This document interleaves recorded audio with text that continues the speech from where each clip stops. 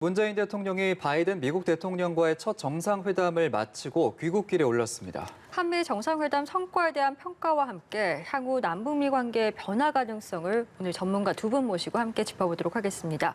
우정엽 세종연구소 미국 연구센터장, 그리고 김진아 한국국방연구원 북한 군사연구실장 모셨습니다. 어서 오시죠. 어서 오십시오. 안녕하세요. 네. 먼저 두 분은 이번 방미 결과에 대해서 어떻게 총평을 하시고 또 어떤 성과를 가장 의미 있게 보시는지 들어보도록 하겠습니다. 센터장께서 먼저 말씀해 주시죠. 네, 이번 공동 성명이나 두 정상의 기자회견을 보면 지난 트럼프 대통령 집권 4년 동안 한미 동맹의 주제가 이제 북한 문제와 심하게 말하면 방위비 문제 두 가지에만 많이 집중되었던 것이 다시 동맹 본연의 어떤 의미로 돌아가서 동맹이라는 구조를 통해 어떻게 전 세계에 기여할 것인가 하는 부분까지 논의를 하고 그 부분에 대해서 많은 국가들에게 이 확인을 시켜줄 수 있는 계기가 되었다는 것이 이번 정상회담의 가장 큰 의미가 아닌가 생각이 됩니다. 한미 동맹 본연의 의미를 좀 되찾는 계기가 됐다라는 평가해 주셨고요. 어떻게 보셨습니까? 네, 동맹과 관련해서는 아까도 말씀하셨듯이 아젠다가 이제 조금 더 포괄적으로 확대됐다라는 것이 아무래도 미래지향적인 그런 모습을 보여줬다는 것이고, 그것보다 더 중요한 것은 단지 관심 있는 아젠다만 던진 게 아니라 제도적 그리고 실천적으로 추진해 갈 수 있는 방향을 조금 더 구체적으로 제시했다라는 겁니다. 백신 전문가 그룹이라든지 아니면 공급망 태스크포스 같은 것들을 만들었다는 것은 앞으로 좀 더 이제 미래지향적으로 그리고 지속 가능하게 이런 협력들이 이행될 수 있는 그런 토대를 만들었다는 점에서 우리가 좀 주목해 볼 만한 그런 성과라고 하겠습니다. 미래지향적인 회담이었다 이렇게 성과 평가해 주셨는데, 그런 의미에서 문재인 대통령도 SNS에 최고의 순방이었다, 최고의 회담이었다 이렇게 만족감을 좀 표현한 것 같습니다.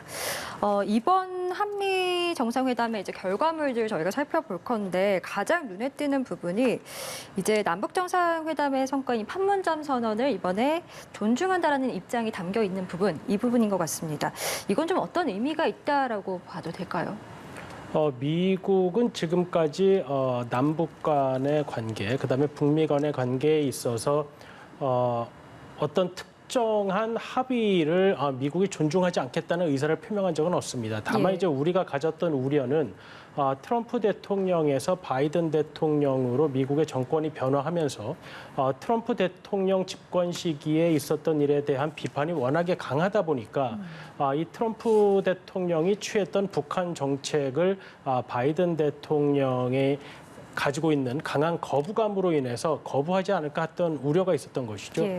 근데 그럼에도 불구하고 트럼프 대통령과 김정은 위원장 사이의 싱가포르 합의라든지 우리의 그 판문점 합의 같은 것은 국가 정상들이 정상적인 과정을 통해서 맺었던 합의였기 때문에 그 부분을 미국이 존중한다는 것은 물론 그것을 문구로 넣었다는 것은 의미가 있지만 내용상으로는 그것을 통해서 미국의 어떤 정책 방향에 변화가 있다거나 이 문구의 삽입이 미국 정책의 어떤 특별한 변화를 예상한다고 보기는 어려울 것 같습니다. 그렇군요. 실장님은 어떻게 생각하세요? 저는 약간 다른 시각에서 조금 말씀을 드리자면은 판문점 선언이나 싱가포르 선언의 실제적인 내용들은 과거에 이미 북미가 합의했었던 내용을 종합해서 담은 거기 때문에 관계 개선을 한다, 한반도의 군사적 긴장을 완화한다, 이런 것들은 원칙적으로 반대할 이유가 전혀 없어요. 그렇다는 점에서 다시 한번 강조를 해준 것이고, 다만 싱가포르 선언에서 한 가지 문제가 되는 것은 과거에는 비핵화가 항상 먼저 나오고 그다음에 관계 개선이 나왔는데 순서가 바뀌었기 때문에 우선순위에 대한 논란이 조금은 있을 수 있다라는 점에서 이제 민감을 했었던 거죠. 왜냐하면 바이든 정부는 비핵화가 우선이 돼야지 대화가 관계 개선을 위한 대화가 가능하다라고 했거든요. 하지만 다른 점도 분명히 있습니다. 적어도 한 3가지 정도가 아마 바이든 정부가 조금 다른 면모를 보여준 것인데요. 첫 번째는 완전한 비핵화라고 얘기를 했다는 점입니다. 이것은 아무래도 CBID라는 용어를 굳이 사용하지 않으려는 그런 면모이기도 하지만, 완전하다라는 것은 모든 걸 포괄하고 있거든요. 왜냐하면 검증 가능하지 않으면 완전하지 않은 것이에요. 그리고 되돌릴 수 있다면 그것도 완전하지 않기 때문에 완전한 비핵화를 계속적으로 얘기하고 있는데, 그것은 미국 조야에서 이제 완전한 비핵화는 물 건너간 게 아니냐. 그렇기 때문에 오히려 핵 통제를 해야 되는 것이 아니냐라는 얘기가 슬슬 나오고 있으니까 이런 담론을 좀 잠재우기 위한 그런 노력의 일환이라고 볼 수가 있는 것이고요. 그리고 두 번째로 중요한 것은 선제적 선제 조건을 구체적으로 얘기하지 않았다는 거예요. 바이든 대통령이 얘기했었던 것은 정상회담 간에 선제 조건이 필요하다라는 얘기였고 그 이전에 실무회담이 분명히 있어야 된다고 얘기했는데 실무회담에 관한 선제 조건 얘기하지 않았어요. 그렇기 때문에 대화의 문턱을 어느 정도 아직은 좀 낮춘 상태에 있다라는 게 다른 점이고요. 예. 마지막으로 가장 중요한 것이 핵뿐만이 아니라 미사일도 폐기 대상으로 계속 언급을 하고 있다라는 부분이 있는 거거든요. 그렇기 때문에 이 탄도미사일은 모든 종류의 탄도미사일을 의미한다고 볼 수가 있어요. 왜냐하면 미국의 트럼프 정부 같은 경우에는 ICBM만 계속 얘기를 했지만 예. 지금은 동맹의 안전을 위해서 모든 사거리를 가진 탄도미사일의 폐기가 중요하다고 얘기하는 점은 분명히 다른 점이라고 볼 수 있습니다. 예, 그렇기 때문에 북미 간의 실무 협상이 앞으로 어떻게 전개될지가 좀 중요할 것 같은데 우리 측은 깜짝 선물이라고 표현을 했는데 바이든 대통령이 성김 대사를 대북 특별대표로 깜짝 임명을 했습니다. 과거 이제 싱가포르 회담 때 북한 최선희 외무성 부상과 카운터파트이기도 했고 아무래도 한반도 문제를 잘 아는 인물이기 때문에 앞으로 이제 북한과의 좀 물밑 협상을 본격적으로 시작해 보려는 거 아니냐 이런 의지로 좀 파악을 해봐도 되겠습니까? 일단 이번 바이든 정부가 출범할 때 가졌던 한 가지 우려는 대북 정책 검토가 이제 시간이 걸리고 그러면서 대북 정책을 수행하는 데 필요한 인력의 충원이 늦어지면서 북한과의 대화가 조속히 재개되는 여건이 마련되지 않는 것에 우려가 있었습니다. 그런데 대북 정책 검토도 이미 미국 정부에서는 이제 완료가 되었다고 밝혔고, 그리고 이번 회담을 통해서 이제 성김 인도네시아 대사가 대북 특사로 임명이 되면서 미국은 북한과 대화할 준비가 되어 있다는 것을 그러한 메시지를 전달한 것이죠. 예. 그렇기 때문에 미국의 의지는 이제 확실히 보여줬고 예. 김진아 박사님 말한 것처럼 미국은 어떠한 지금 실무회담에 있어서 뭐 선제전 조건을 얘기한다거나 그런 것도 아니고 우리는 사람도 충원을 했고 정책도 이미 마련이 되었으니 예. 북한이 나오면 된다라는 메시지를 좀 강하게 던진 것으로 해석할 수 있겠습니다. 예, 북한에 대한 대화 의지를 한 번 더 좀 피력했다 이렇게 좀 평가를 해주셨고 앞서 실장님이 말씀해주신 것처럼 이제 바이든 대통령은 완전한 비핵화 그러니까 북한이 비핵화의 진전이 있어야만 김정은 위원장을 만날 수 있다 이렇게도 좀 강조를 하지 않았습니까? 이제 공이 좀 북한에게 넘어갔다라는 평가들도 나오고 있는데 북한에서는 좀 어떤 반응, 분위기를 내비칠 거라고 예상을 하시는지요? 일단 성김 대사가 지명이 된 것은 환영할 만한 일이긴 해요. 하지만 미국 국무부 조직상 이전에 북핵팀이 있었고 이것을 부장관이 이끌었기 때문에 다른 유관 부처들이 다 서포트를 해줬어요. 그런데 성김 대사가 헤드가 됐을 때 과연 그만큼의 서포트를 받을 것인가, 추동력을 받을 것인가 이것은 저희가 조금 더 지켜봐야 될 그런 문제라고 생각이 들고요. 예. 그리고 국무부 같은 경우에는 북한과 접촉을 벌써 2월 중순부터 시작했다라고 얘기를 했습니다. 그러면 지금까지 벌써 한 4개월 정도가 지났는데 북한이 반응이 없는 그런 상황이라는 것이 굉장히 우려가 되는 그런 부분이 있을 것이고요. 그리고 과거에 오바마 정부 같은 경우에는 북한에 대해서 굉장히 구체적인 인센티브랄까요? 이런 것들을 제시한 적이 있어요. 2009년 11월까지 죄송합니다. 그 클린턴 장관이 북한과 이제 관계 개선 이런 부분들을 계속 얘기하면서 북핵 협상과 병행할 수 있다라는 부분을 얘기를 했었고 11월에 정상회담을 했을 때 이런 내용들을 모두 바탕으로 해서 북한과의 대화를 가능하기 때문에 특사를 보내겠다라고 했고 그 다음에 막바로 보스워스 특사가 북한으로 갔어요. 그런 수순을 봤을 때 지금 조금 신중한 그런 태도를 미국이 보이고 있기 때문에 북한도 상당히 만족스럽지 못한 결과를 지금 보여주고 있다라고 판단할 수 있는 그런 여지도 조금 있어 보입니다. 예, 북한도 일단 지금 상황을 좀 지켜보는 것 같은데 일단 지금 미국의 새 대북 정책 그리고 정상회담 공동선언문에는 어쨌든 북한과의 대화를 좀 강조하려는 우리 측의 의지가 많이 담겨 있다는 게 평가인데 바이든 대통령은 일단 북한이 원하는 것을 그냥 주진 않겠다라고 밝혔거든요. 이에 대해서 북한이 좀 어떻게 반응할까요?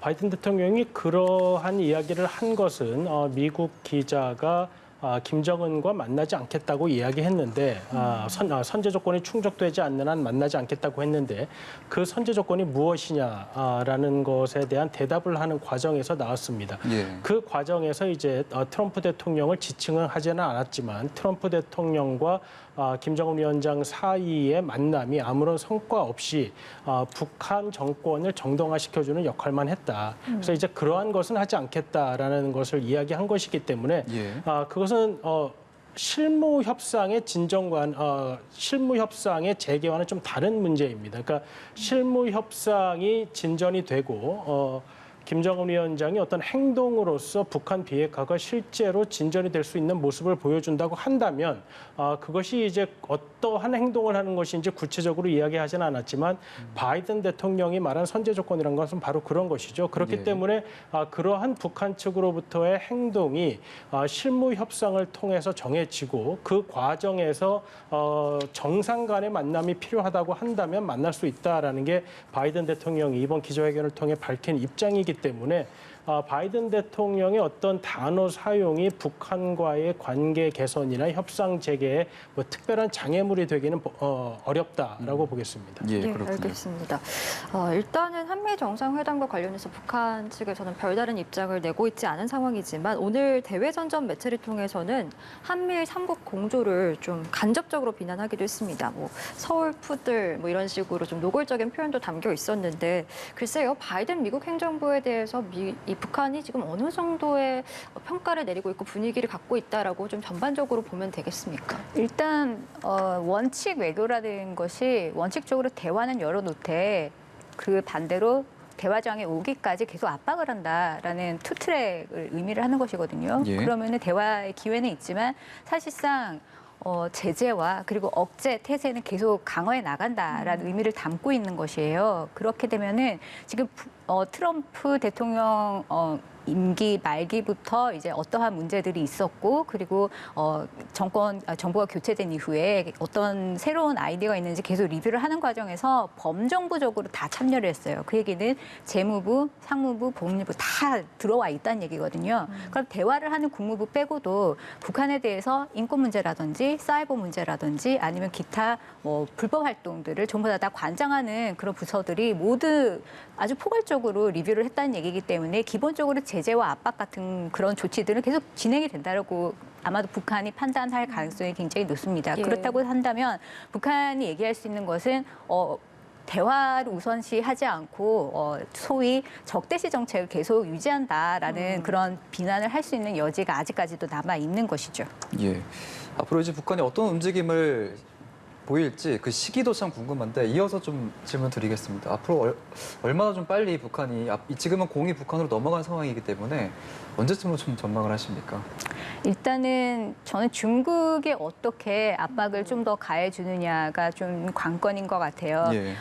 왜냐하면은 중국은 북한에 대해서 지금 경제적인 그런 어려운 부분들을 어느 정도 해소를 해주는 부분이 있고 그리고 최근에 제재위 보고서에서 나왔듯이 선상 불법 거래라든지 아니면은 유류를 불법적으로 제공해주는 여러 가지 그런 부분들을 계속 하고 있기 때문에 북한이 어느 정도 버틸 수 있느냐는 결국은 중국 변수가 가장 중요하다라고 우리가 볼 수가 있는 것이고요. 또 한편으로는 아까도 말씀드렸듯이 대화 문턱은 충분히 낮췄고 트럼프 정부와는 달리 좀 단계적으로 접근하겠다라는 부분들을 계속 강조를 하고 있습니다. 그렇다면은 이전에 하노이에서 북한이 얘기했었던 영변부터 먼저 열어놓고 나머지 수순으로 단계적으로 가자라고 했었던 그런 요구사항과 어느 정도 다시 한 번 더 얘기를 나눠볼 수 있는 그런 여지는 있어요. 왜냐하면 바이든 정부는 일단 먼저 동결을 하고 나서 그다음에 검증과 사찰이 들어가면은 그 사이에 시간을 벌고 나머지 포괄적으로 위협 감수를 어떻게 할지를 얘기를 해보자라는 그런 입장이기 때문에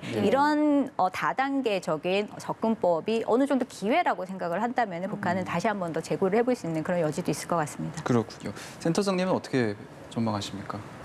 글쎄요, 뭐 언젠가는 나와야 할 텐데 언제 나오게 될지는 뭐 사실 북한도 알까 싶은 뭐 예. 그러한 상황입니다. 왜냐하면 고민이 매우 길어지고 있는 상황인 것이죠. 예.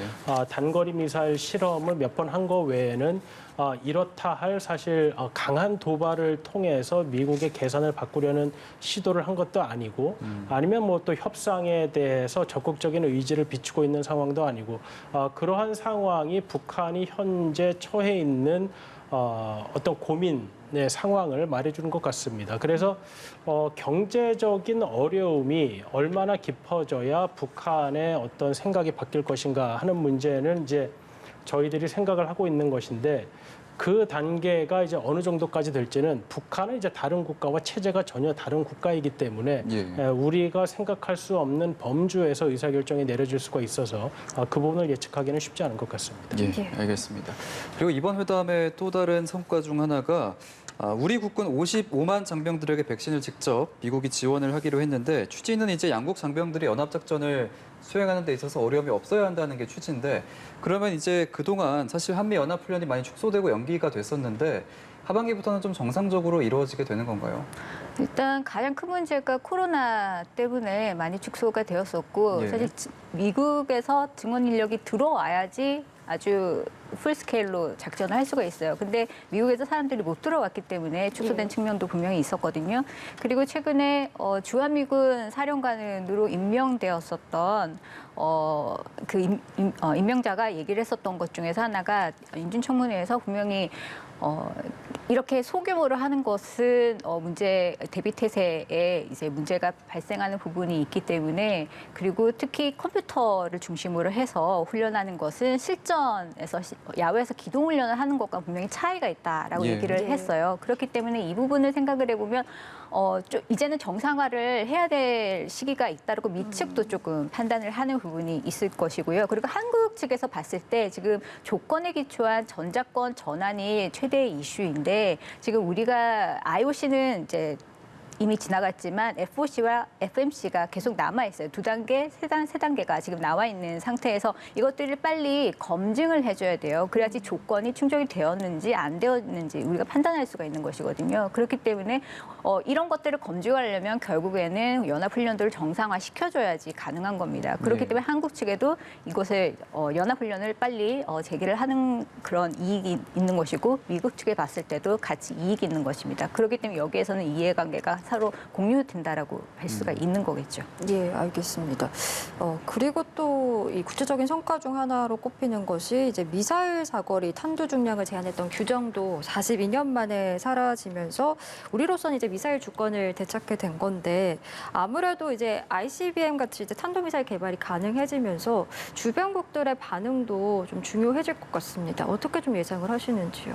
지금 이 제약이 해제되기 이전에도 우리는 이미 800km 이상의 미사일을 개발할 수가 있었죠. 왜냐하면 탄도의 중량 제한이 없어졌기 때문에 탄도를 가볍게 할 경우 800km 이상 날아가는 미사일이 가능했던 상황입니다.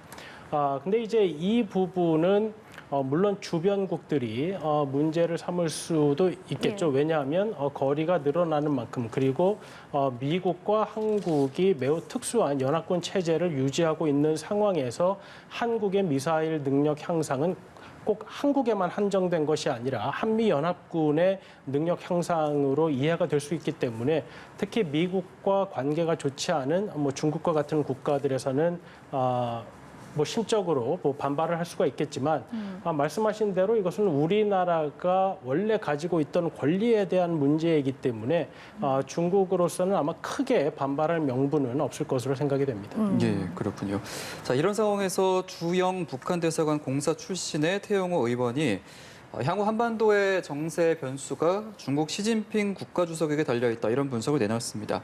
자, 이 의미가 이제 앞에서 말씀해 주셨던 그 중국 변수와 연관이 된 것 같죠? 아까 질문과도 사실은 연관이 된다라고 그렇게 볼 수 있을 것 같습니다. 예. 중국 변수가 중요한 이유는 사실 이란 핵협상이 가능했었던 것은 EU가 미국 주도의 제재에 동참해줬기 때문인데요. EU 같은 역할을 할 수 있는 것이 북한에 대해서는 중국이기 때문에 이런 협력이 굉장히 중요한 것이고요. 미국은 또한 그것을 알기 때문에 중국의 레버리지를 쓰고 싶어 합니다. 그렇기 때문에 중국 변수가 중요하다라고 말씀을 하시는 건데 지금 한미 정상회담 이후에 아마 중국이 언짢아 할 여러 가지 메시지들이 많이 나왔어요. 왜냐하면은 AI나 아니면은 양자 기술과 같은 그런 부분에서 협력을 하겠다라는 것은 중국이 계속 내세우고 있는 기술 굴기에 도전을 하는 것이고요. 예. 그리고 아무래도 공급망 재편을 하는데 반도체나 아니면 배터리 같은 그런 부분에 있어서 한미가 계속 이제 공급망을 재편하는 데 노력을 한다라는 것도 중국에 대한 메시지이기 때문에 중국이 굉장히 까다롭게 받아들일 수 있고 예. 탄두 중량 제한 같은 경우에도 한국이 만약에 400km 이상의 사거리를 갖는 탄도미사일을 를 가지게 된다고 한다면은 중국에게 상당한 억제력을 가지게 되는 겁니다. 그런데 아마 여기에 대해서는 굉장히 전략적인 판단이 필요할 거예요. 왜냐하면은 800km로 제한을 했었던 건 사실 중국의 반응을 우리가 우려를 했기 때문에 제한을 했었던 것인데 실제상으로는 R&D는 계속할 수 있었어요. 왜냐하면은 탄두 중량에 제한이 없었기 때문에 탄두 중량을 줄여버리면 사거리는 훨씬 더 늘릴 수 있는 그런 엔진들을 개발을 할 수 있는 여지가 있었거든요. 예. 그럼에도 불구하고 800km를 제한을 했었던 건 아무래도 주변국을 의식을 했기 때문이고 이것을 이제는 실제적으로는 개발할 수 있는 것을 공식적으로 이제 다시 한 번 더 밝혀준 겁니다. 그렇기 때문에 앞으로 우리가 어떠한 전략적인 메시지를 중국에게 보내느냐에 따라서 사실 앞으로의 한반도 정세나 아니면 대북 협상이나 이런 것들이 상당히 변화가 가능할 수 있는 여지를 남겨둔다고 볼 수 있을 것 같습니다. 네, 예. 알겠습니다. 오늘 두 분과 함께 한미 정상회담의 성과 그리고 동북아에 미칠 영향까지 좀 짚어보는 시간을 가져봤습니다. 우정엽 세종연구소 미국 연구센터장 그리고 김진아 한국국방연구원 북한군사연구실장 이 자리에서 보내드리겠습니다. 오늘 말씀 고맙습니다. 고생하셨습니다.